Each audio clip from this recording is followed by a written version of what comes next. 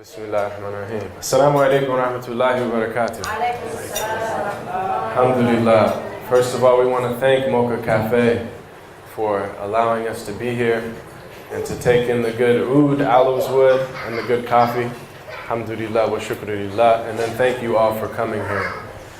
I'm just going to jump into it, and how we're going to do it, inshallah, is I'm going to recite a few pieces of poetry and spoken word, hip-hop, and then I'm going to share a few reflections on the topic at hand, and then, inshallah, we're going to open it up for a discussion. So we look forward to your reflections. Bismillah. So this one, some of you might know, it's a dua, it's called Love and Light. It's a poem, it's a rap song that is also a prayer. And this kind of fits with Islam and hip-hop, the theme. But what is important is that all of you, your role in this as the co-poets or the co-MCs is to say Ameen. This is a call and response. So can we practice?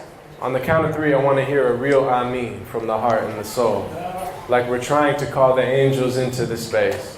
1, 2, 3. Ameen. That's pretty good. Bismillah. May your day be filled with love and light. Ameen. May your wrongs be right.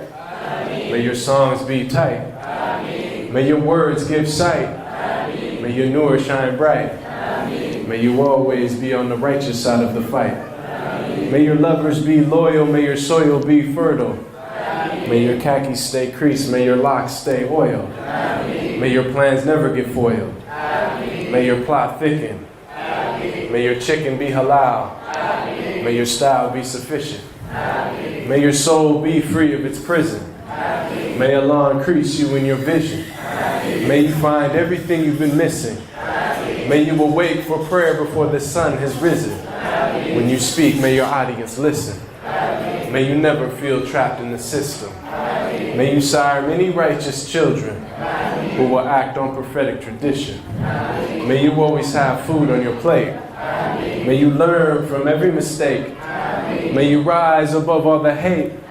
And may Allah increase you in your state. Ameen. May you never pretend that you are what you ain't. Ameen. May your friends be real and never be fake. Ameen. May your rent never have to be late. Ameen. And may your health always be great. Ameen. May Allah forgive every sin, Ameen. Now and forever if you falter again. Ameen. And may you always stay close with your kin. Ameen. And may He make all your enemies friends. Ameen. May He make reality of your plans.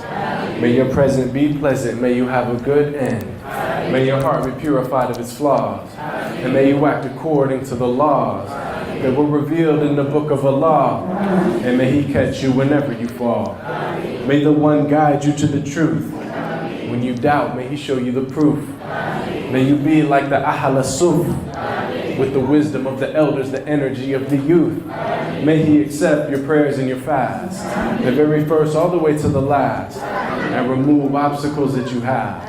And may you receive everything that you ask. May you never have regret for your past, and receive mercy, not the wrath. And as you travel down your personal path, may you always have a reason to laugh. Ameen. Give yourself a round of applause. Alhamdulillah. Ameen. Ameen.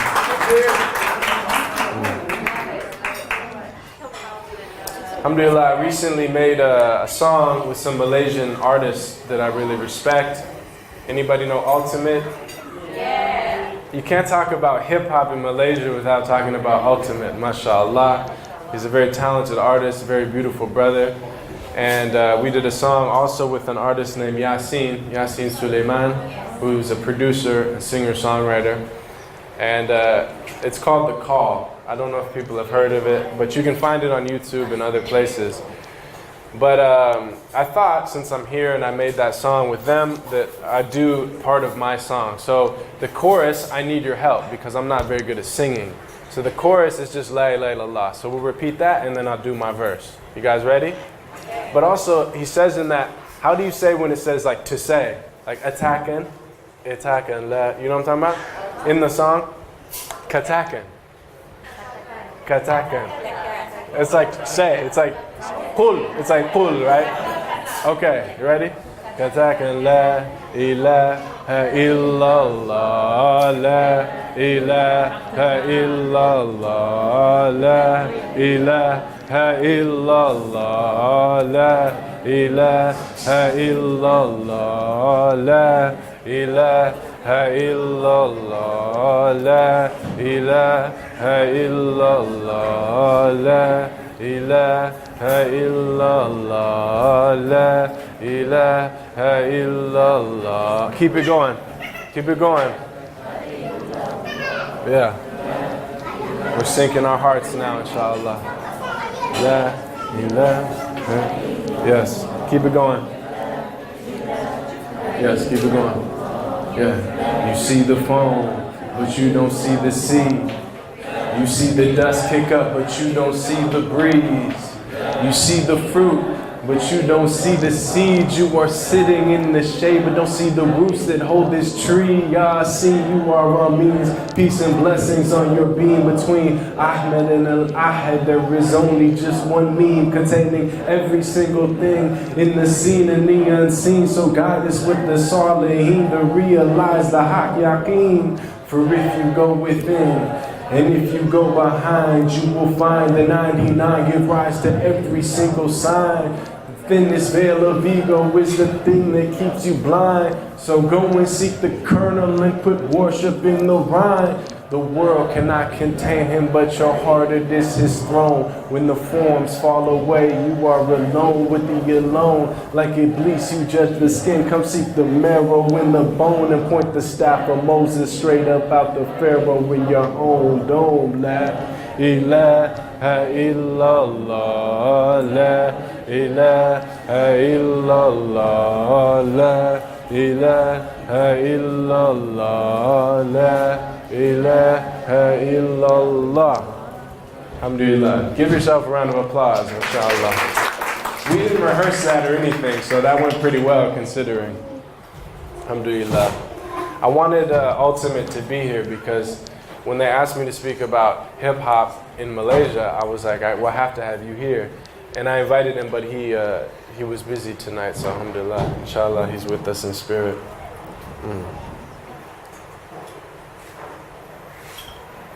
I came up in the United States trying to break dance, throwing records on plates, digging in crates. And I'm spinning till the needle would scrape and it would break. Then I'm creeping with my homeboys late and spraying paint. Up until we seen the light of the Jakes and we got a shape. Back then it was just to be great, not for the page. But real talk, at those things I was weak, it just wasn't me. Till my brother put his mouth to a beat and I would speak. Everybody just jumped on the feet, the crowd geeked. And I know what they hear and they see. They're seeing me. Put my soul in it just like a key, it's set free. All my people from the Oak to KL feel me now. Don't let them change who you are, but stay original. Real gon' recognize real spirit and physical. Nobody could take your place, you are original. Breath of the source of it all, oh yes it lives in you. Don't let them change who you are, stay original. Real gon' recognize real spirit and physical. Nobody could take your place, you are original. Breath of the source of it all, oh yes it lives. What gifted you've been given, you're supposed to share with this galaxy. Take your natural talent, practice till you reach mastery, diversity. Beautiful tribes, the human family. Everybody will teach you either how not to or how to be. But you gotta hustle, actualize your potential talent. Struggle is the key. Nothing comes automatic. If the judge would have never sentenced Malcolm and slammed that mallet, you never would have heard about the bullet or the ballot. Fire melts the base metal, makes something precious out of word of the caterpillar, out the cocoon with wings flapping dormant in you. The breath of Allah from your father Adam, but it only glistens with the discipline and the action, y'all. Don't let them change who you are, but stay original. Real gon' recognize real spirit and physical. Nobody could take your place, you are original. Breath of the source of it all, oh yes it lives in you. Don't let them change who you are, but stay original. Real gon' recognize real spirit and physical. Nobody could take your place, you are original. Breath of the source of it all. What gift have you been given? You're supposed to share with this galaxy. Take your natural talent, practice till you reach mastery, diversity. Beautiful tribes, the human family. Okay, I got a new one. Unique is your fingerprint. That's why they're inking it, cause ain't nobody got what you got. So now we bringing it, but don't be satisfied with just sitting pacified, cause you blind. Do you see the world through the master's eyes? Natural mystic, soul rebel, baby, catch a fire, let it burn. Everything that's inside till you inspire. Don't base your worth on any one thing that is outside of you. Breath of divinity inside of you, man, they lie to you. No priest or intermediary between the Most High and you. You apply the proof, he will provide till you die to you. You know the feeling when you tapped into something greater, just like the divine DJ. Just cross the fader, don't let them change who you are, but stay original. Real gon' recognize real, spirit and physical. Nobody could take your place, you are original. Breath of the source of it all, oh yes it lives in you. Don't let them change who you are, stay original. Real gon' recognize real, spirit and physical. Nobody could take your place, you are original. Breath of the source of it all, oh yes it lives in you. And you, and you, and all of you too. Thank you. Bismillah. So I'm going to sit down now because I'm going to just share some reflections. That song, it's actually from a psalm, as you might have guessed. And I start off talking about growing up making hip-hop music. Actually, the chorus of that song was inspired by Dr. Omar, because many of you know Dr. Omar Farouk Abdullah, who was supposed to be here. And even though I'm not worthy, the thing about Dr. Omar is he's so humble that if he was here, he'd be in the front row for sure. That's just who he is. I've seen him, you know, with much younger people, much younger students of knowledge, and he's always in the front row taking notes. This is humility, and we want to take that from him and benefit from him. So we're praying for his recovery, and inshallah he's here in spirit. But you know, a lot of the khutbahs, right, you go to, and the khatib, the preacher is telling you how bad you are and how terrible you are and how just horrific you are, and you just walk out feeling depressed. But Dr. Omar once told me, and not just me, but a group of people, he said, no one can take your place in this world or the next. You are a complete, unique being. And just like your fingerprint is completely unique, so is your soul, and even more so, because if something as insignificant as the fingerprint, what about the ruh, the spirit that Allah created? So that's really what I'm talking about in that song, is using your creative expression to express your soul. And that there's something you could give the universe that if you don't give it, it won't show up in the universe. Because there is no to you. And that's also why they say, you know, to try to be like somebody else is suicide. It's a type of suicide. Because you're not actually being yourself. And that's not to be confused with a beautiful type of imitation, like we imitate our beloved Prophet ﷺ and his true inheritors. Because even you see his Sahaba, they were so diverse and their personalities were maintained. Right? It was not that they all became robots, right? No, they all became more fully who Allah created them to be. So that's not the point of the talk, but that's a commentary on the song. So I want to say a few words, and I don't want to be too long, but this is a really important topic. And in fact, to really address it, you have to go back some time. I just came from Java late last night, and there was a week-long trip with a group of people that was organized by Baraka. And we were visiting the maqams, the graves of the Wali Sango, and we were studying their lives. Of course, most of you know, but just in case there's anybody, and most of you know better than me, of course, so forgive me for speaking about your history.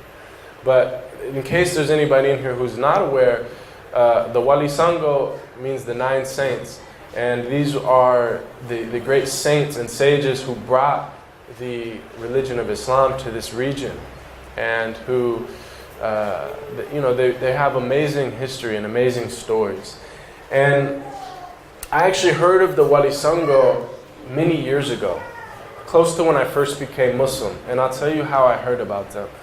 There's an imam in my city that I grew up in, Seattle. His name's Imam Joban, and he's a very beautiful man. He's Indonesian, and he studied at Al-Azhar. Very sweet man.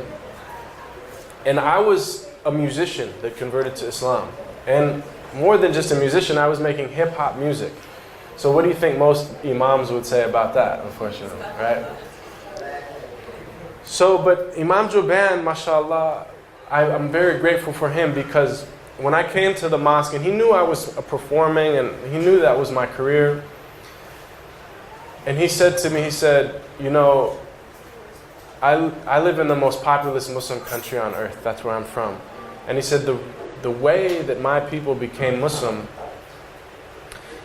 is because there was a group of individuals, and they came into a land that was very foreign and had a totally different culture, different religion, different belief system. And they found that the people had a form of expression that was shadow puppets. You all know this, right? Yes. And this was very important to their culture. And in fact, they used these shadow puppets to tell the stories of their deities, right? To talk about Arjuna and to talk about the great, Hindu stories. And he said, these Wali Sango, you can imagine, when they came, he said they didn't say, oh, this is bid'ah, kufr, shirk, whatever, what you might, right? He said instead, they had wisdom, and they were the honored guests, so they watched the puppet shows. And then they asked the people, they said, thank you for inviting us to your puppet shows, and we just request that next time the people gather, you allow us to do a puppet show for you, to return the favor. And he said, so what they did in their puppet show, the next time the people gather, is they told the story of the Battle of Badr. They told stories from the Prophet's life. Sallallahu alayhi wasallam. And he said, and now my country is the most populous country, Muslim country on earth, and it's all because of those 9 men. And then he said, so you use the art form of your people to tell them about Islam. And it gives me chills to even say it right now, because that was a profound message that and a gift that he gave me, actually, because there was other imams that said very different things. And in fact told me I couldn't do it and it was haram and all these things. So you may notice, and many of you know, especially if you're young, that Islam has a very central role in hip-hop culture. So I really just want to talk about the history of that, because at the same time that it has this central role in hip-hop culture, and it's the means for many of us to become Muslim, around the world, especially in the Muslim majority world, hip-hop is seen as a negative, a corrosive, evil force, right? By many people, especially elders and things like that. So I just wanted to explore a little bit why that is, and then we'll open it up. To do so, though, I have to go back a little bit in history to about 100 years ago, a little bit less than that. So in the early 20th century, you have what Dr. Sherman Jackson, one of our great American Muslim scholars, calls proto-Islamic movements.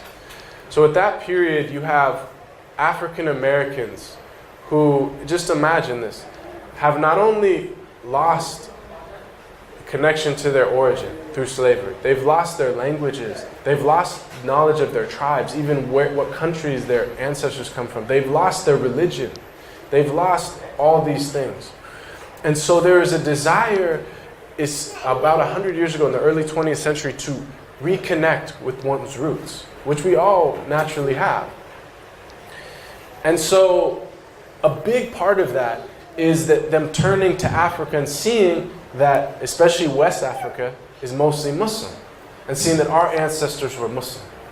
At that time, of course, you have very few Muslims in America, really almost none. And that would change in the 60s when the immigration laws changed and people start coming, but this is 40 years before that, right? So what happens is there was a number of people within the black community that would come from places like India and stuff like that who would talk about Islam, and people reading the very few books they could about Islam. There was one individual named Farad Muhammad. And he's a very mysterious person. He actually disappeared and people don't know what happened to him, but he's probably from the Indian subcontinent. And he came and he had a group of students that he was teaching Islam. And he was telling them that this is your true religion, that this is the religion of your ancestors. And one of his main students was an individual named Elijah Poole, who would go on to become Elijah Muhammad, who was the founder, essentially, of the Nation of Islam. So Elijah Poole is an African-American, Elijah Muhammad, and he basically started preaching about Islam. Now, it's not exactly traditional Orthodox Islam. It's really emphasizing an idea that Islam is the true original religion of the black man, but there are some theological things which are not from Islam. It's really kind of some interesting elements that are speaking to the people of the time, because for the people that have been told for 400 years, you're less than human, you're less than the white man, he all of a sudden starts saying, in fact, you're superior, that the black man is God or has a connection to God, right? And that the white man is the true devil, okay? So anyway, that's the theology. But the thing about the theology, most people didn't come for it for the theology. They came for it for the social transformation. He also said, we have to do for ourselves. We have to build communities. We have to get economically powerful. We have to support ourselves. We have to clean ourselves up. We have to get rid of drugs and alcohol. We have to have strong families and stop having children out of wedlock. We have to do all these things. And he especially preached to the people that were, quote unquote, the lowest of the low. The prisoners, the drug dealers, pimps, prostitutes. Many people embraced this way, this Nation of Islam. And then they would they would dress nicer, right? The bow ties and the suits that we all think of. They would eat very healthy foods, emphasize these type of things. One of the converts, while he was in prison, who received this message was Malcolm X, Al-Hajj Malik Shabazz, Allah yarhamuhu. And he was someone who was he's from the street. He was a pimp, and he was a peddler, and he was a criminal. And so he was locked in prison. This message spoke to him, and I'm fast forwarding a lot of points. Trust me, I could talk about this all night. It's something that I love to talk about, but I'm just going to try to keep it simple for the important points. He gets out of prison, and he becomes this amazing force in America, speaking about American politics, speaking particularly about race relations in a time where it was essentially apartheid. It was essentially apartheid in America. And very charismatic speaker, very powerful speaker. As Dr. Omar calls him, he was the master of the soundbite, right? The master of the soundbite. He would say these like almost tweetable, what we would call tweetable things now, right? He would say, we didn't land on Plymouth Rock. Plymouth Rock landed on us, right? We weren't the pilgrims, right? We weren't the ones that came here. We were brought here against our will. And so Islam is how we connect with our people and our ancestry and our traditions. They became very successful in this movement of dawah within the African American community. And it became, after someone like Martin Luther King, Malcolm X becomes basically the biggest voice of the civil rights, right? And he's seen universally as a hero of black people, whether you're Muslim or not. And even now, all people, most people I think in America will see him as a hero. He even has his own stamp in America, believe it or not. Anyway, so Malcolm, we all know his trajectory. If you haven't read his autobiography, I suggest that you do. He eventually starts to see that there's some inconsistency with the teachings of Elijah Muhammad and also the way he's living. He sees that Elijah Muhammad has fathered children out of wedlock, even though he's telling, he would kick out members that would do so, that were his followers. So he sees other things of that nature. Also, the son of Elijah Muhammad, W.D. Muhammad, a very important individual to know. He was someone that his father had him trained in Arabic and Quran. And he actually traveled a bit and he studied. And so he came up seeing that what his father was teaching was not actually Islam all the way. That his father has some beautiful things, but there was also some wrong ideas. So he actually challenged his father, and they had a contentious relationship. He was telling Malcolm, he said, look, my father has some things wrong. But Malcolm was so loyal to the man who got him out of prison and cleaned him up that he wasn't sure. Eventually, Malcolm was silenced and kicked out of the nation for a number of reasons relating to him finding out about some things about Elijah Muhammad and him really starting to eclipse Elijah Muhammad as the most, in the public face of the Nation of Islam. And then, of course, he goes to Hajj, and he has this transformative opinion, and he leaves he starts to see the universality of Islam and the universal brotherhood and sisterhood of Islam, regardless of skin tone, etc. And he becomes what we would call it maybe a traditional Sunni Muslim. When you're like, what does this have to do with hip-hop? Trust me, it has a lot to do with hip-hop. I'm getting there. Honestly, you have to tell all this story, otherwise you can't understand why Islam is so central in hip-hop. So, Malcolm is martyred. He's the American Shaheed, mashallah. Just like we visit the graves of the Wali Sangha, we also visit his grave. He's one of the great awliya of America. He's murdered by people from the Nation of Islam with perhaps CIA assistance or at least foreknowledge. And then Elijah Muhammad eventually dies. And his son, W.D. Muhammad, takes over the Nation of Islam. And in one day, he moves the entire community, hundreds of thousands of people, into traditional Islam. It's one of the greatest mass conversions in the history of the Ummah, and definitely the greatest in the West. So you have now hundreds of thousands of traditional Muslims. What happens though is that some people don't like how much he's changing it from what his father did. And so they basically break off, and that is led by Farrakhan. Many of you probably know Farrakhan. So they are really maintaining the traditional theology and teachings of the Nation of Islam, whereas W.D. Muhammad, he said, my father was a good man, and what he taught us was a stepping stone to get to true Islam. He said, you have to believe, when we've been told we're less than the white man for 400 years, we have to be told that we're better than them for a certain period before we can actually believe that we're equal. So it's the pendulum had to swing. But really now it's all Islam, we're all brothers and sisters in Islam. And he has a huge effect in America. There's one other individual that I want to mention other than Malcolm, Elijah, W.D. Muhammad, and Farrakhan, and that is Clarence 13X.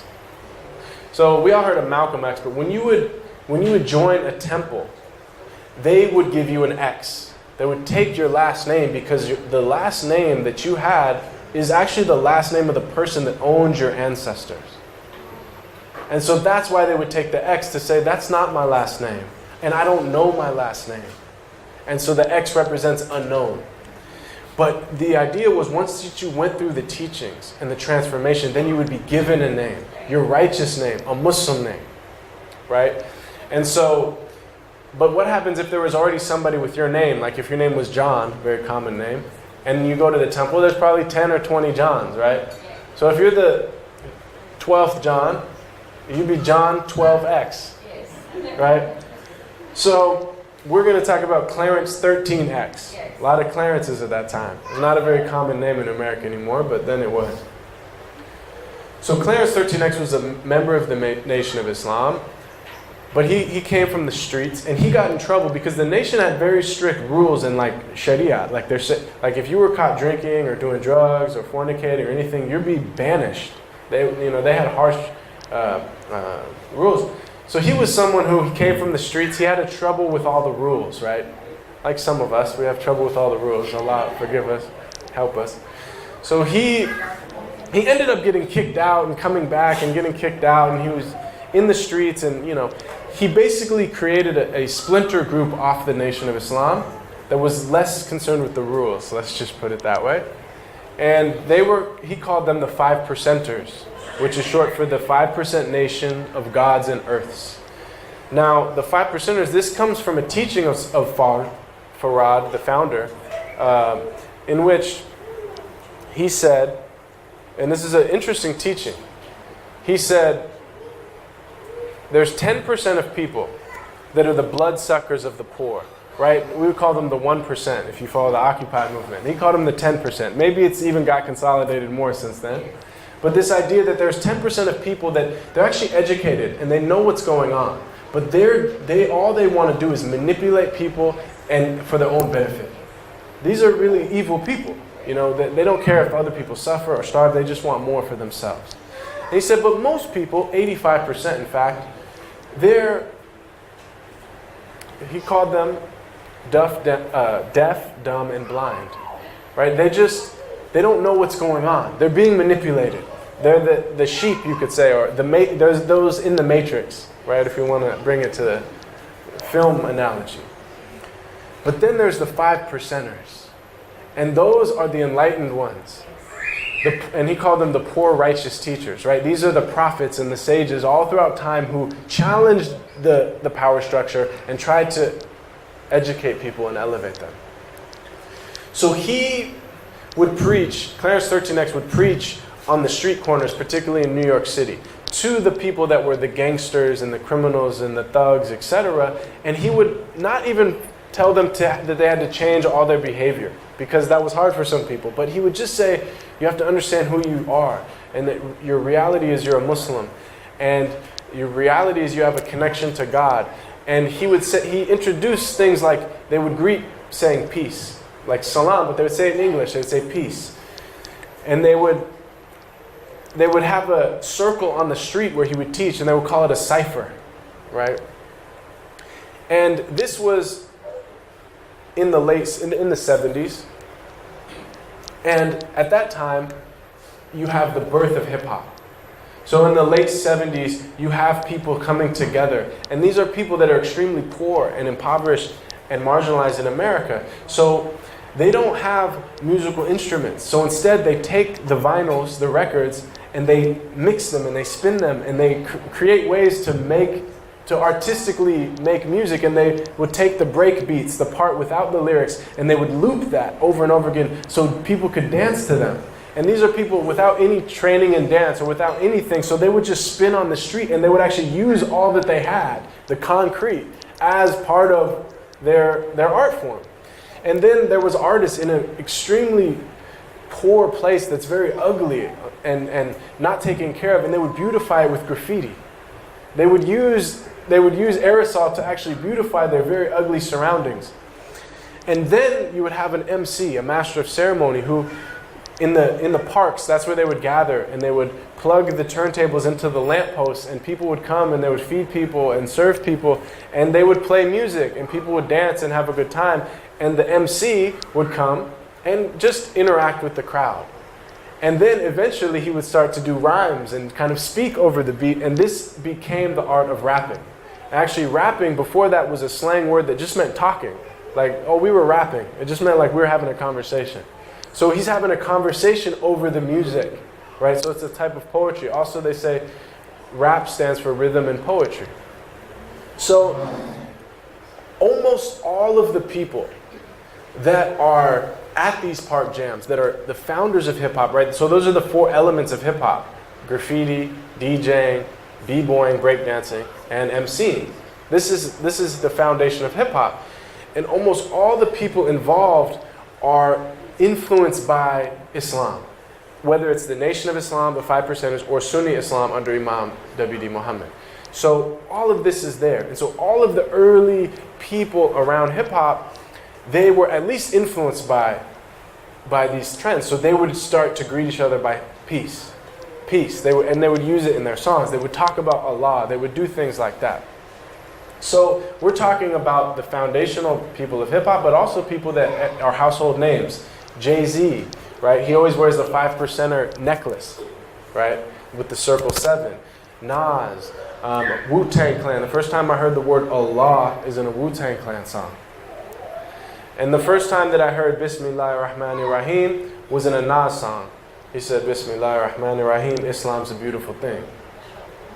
So people growing up that were born in the 70s or the 80s like myself or Dustin back there, we came in contact with Islam through hip-hop, because what happens is in the early 90s now, hip-hop starts to spread out of just the black community, and it becomes this voice to spread this message across the country and eventually across the world. And so now America is becoming more multicultural. So if you live in urban America, my friends were black and brown and Asian and Latino and white and everything, but we're all coming up in hip-hop, and hip-hop was what's cool to us. And so we're getting this messaging about Islam.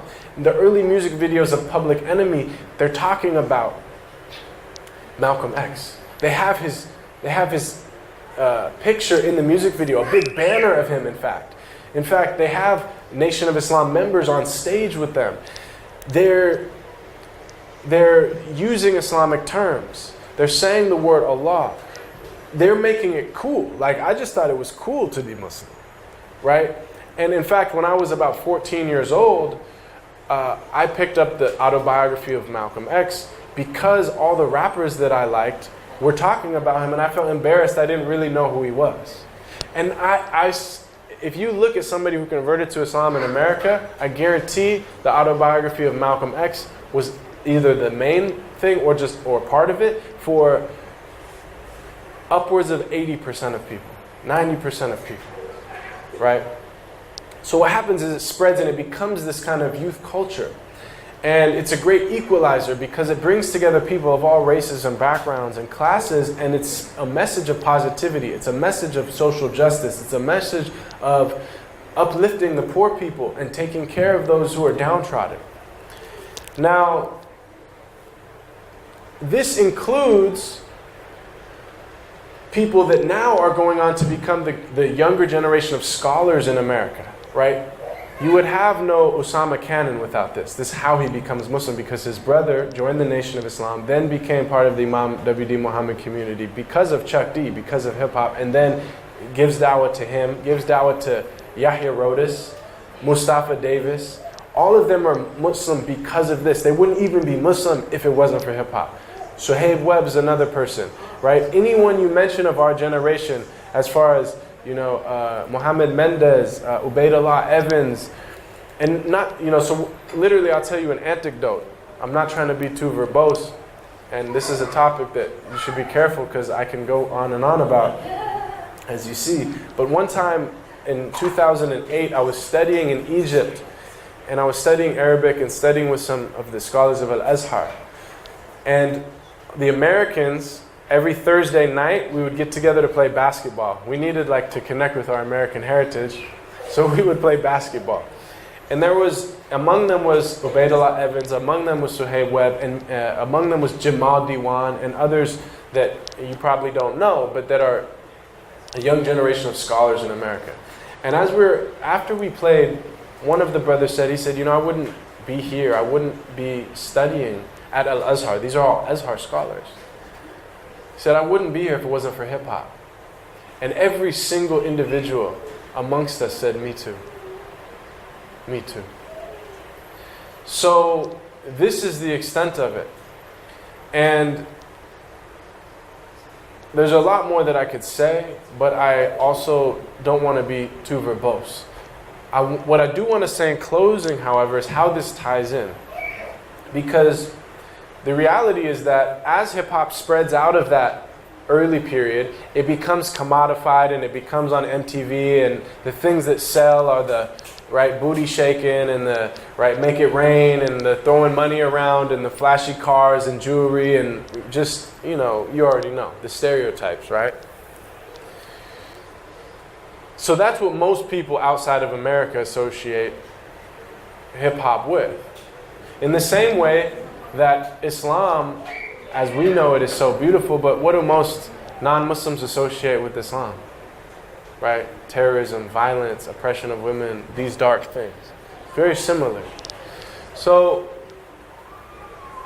I did want to tell a story which I think is very interesting, because the first time that I came to Southeast Asia, I was performing with a group of hip-hop artists from America, and we went to Indonesia, mostly, and we went to Aceh. And they told us this is the first actually hip-hop performance in Aceh ever. Very traditional. And we performed, but what happened was that there was a group of ulama that didn't like the mayor at the time, who invited us there to perform. And she happened to accidentally schedule our performance at the same time where they have the annual Quran competition. So the ulama some of the ulama, not all of them, but some of them that didn't like her, they tried to create a scandal and say, look at how irreligious she is, and look at what a terrible woman. She's trying to take people away from the Quran to bring them for this terrible rap music from America, right? So she was upset. The people with the U.S. Embassy were upset. It was an interesting moment. Let's just put it that way. So she was apologetic to us, and she said, "Is it okay if we change your show to earlier in the day?" And we said, "Of course. We just come and go. We are honoring you, and we're your guests. You just tell us what to do. If you tell us not to perform, we'll be fine, right?" So she invited us to her house the night before, and she got up on there was a Casio keyboard, and someone played, and she sung nasheeds, one in Arabic and one in Bahasa Indonesia, and it was about the Prophet ﷺ. And then she said, "Do you guys have something about the Prophet ﷺ?" And so I recited one of my poems about the Prophet, and someone translated for her, and she cried. She was really moved, and she wept. And then I could speak to her a little bit in Arabic, because she spoke a bit of Arabic. So do I. So anyway, it was a profound moment. The next day, we performed. And we were thinking we better be very conservative, right? No gyration of the hips, like they used to have Elvis, right, back in the day. They wouldn't shoot him below the waist. Anyway, that's a whole nother story. And button your shirt up and all the things. So we're about to get up, but the opening act is a hip-hop group from Aceh. And we said, "Oh, cool, we didn't know there was a hip-hop group." And they get up there, and there was 9 of them on stage. They were the straight Achenese Wu-Tang Clan. They had beanies and sagging pants, and they were spitting. And so we were like, "Oh, we don't have anything to worry about. We're wholesome compared to this." But this also illustrated how in Aceh, right, this more remote region of Indonesia, this is what the youth are into. So then afterwards, it was a, alhamdulillah, successful performance. And the mayor asked me, she said, "Will you come to the Quran recitation and will you address the crowd? Because I want them to understand that she said, "I've had this amazing experience with you, and the fact that you speak Arabic and you studied and you take Islam seriously, they think something totally different about you. And I just want you to address the crowd." So I did, and it was very interesting. I felt like this is what a politician must feel like, because the mayor was there "Make me look good, right?" And then the people that hated the mayor were there, and they're like, "Look bad," so she looks bad. And then the U.S. Embassy people were there, and I'm like, "Okay, that's my government, I better, And then there's all just the people and the kids and the families and everything. So I was like, wow, this is what it must feel like to be a politician. You got to try to... But all I really said was, I talked about the Wali Sango and the first story that I told you. And then I said the story of Imam Joban that I also told you. And then I said, this is our art form and we just want to share it with you. But I also mentioned that I understand why you're concerned. Because American culture is so strong. And because it has such a profound effect. And people understandably want to preserve their traditions. And they should. And they want to preserve their traditional music and art and all these things. And unfortunately, often it's the worst of American culture that comes, right? And that really is corrosive and really does have a negative effect on the hearts of people, especially young people. And so I'm very sensitive to that too. And I'm trying to use my art to have a positive message. And if it wasn't for the positive messages in hip hop, there would be no Baraka Blue. It's talking about Allah, may your chicken be halal. I'm unimaginable without that. So I'm just using, and so when people say to me now, they say like, oh, isn't it weird to you that you're talking about Allah in a hip hop song? I was like, I don't understand the question. How I learned to talk about Allah was in a hip hop song. So, but I want to reiterate that I'm not just preaching for hip hop and American culture. I understand that American culture, popular culture, is eroding traditional cultures all over the world. And it makes me sad when everywhere I go in the world, everyone's wearing blue jeans. In Fez, Morocco, where they have the traditional beautiful robes, they look like Jedis. And they're all wearing tight jeans and like t-shirts that no one in America would even wear, right? It makes me sad. And everywhere I go, right, they're playing Katy Perry and they're playing, Beyonce and they're playing, right, Justin Bieber or whatever. They're not playing traditional Malay music in the mall. Maybe a little bit sometimes, maybe during Ramadan, but usually no. And so I understand that also. But I think it's important for us to understand that hip-hop is actually a force in its origin, and still there's a strong stream of it, of critiquing the negative aspects of American culture. And that's always been there. And so that is really the essence of the relationship between hip-hop and Islam. Inshallah, that was a long speech. Forgive me for speaking so long, but now we're going to open it up for discussion and questions, inshallah. Jazakallah khair.